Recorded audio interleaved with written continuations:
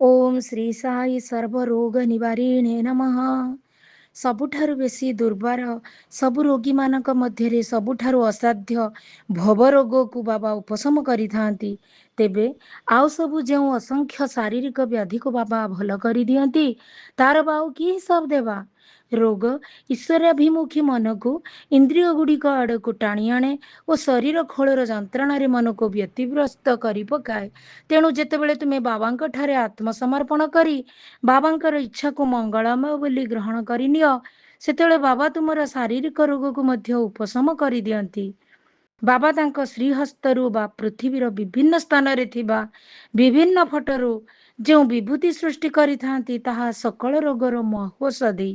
ବାବା କହନ୍ତି ଯେ ସେ ଲୋକଙ୍କର ଶରୀର ରୋଗ ଦୂର କରିବାର ଉଦ୍ଦେଶ୍ୟ ହେଲା ସେମାନଙ୍କୁ ନିଜ ପାଖକୁ ଟାଣି ଆଣି ସେମାନଙ୍କୁ ନିଜ ଭିତରେ ଲୁକ୍କାୟିତ ଅଥଚ ସାଂଘାତିକ ମାୟା ରୋଗ ଚିହ୍ନାଇ ସେହି ରୋଗକୁ ଯଥା ସମୟରେ ଦୂର କରିବାରେ ସେମାନଙ୍କୁ ସାହାଯ୍ୟ କରିବା। ଯେଉଁ ରୋଗ ଉପଶମ କରିବା ନିମନ୍ତେ ବାବାଙ୍କ ପାଖକୁ ଆମେ ସବୁ ଯାଉ, ବାବା ସେ ସବୁକୁ ତୁମର ଗୁରୁ ବୋଲି କହିଥାନ୍ତି।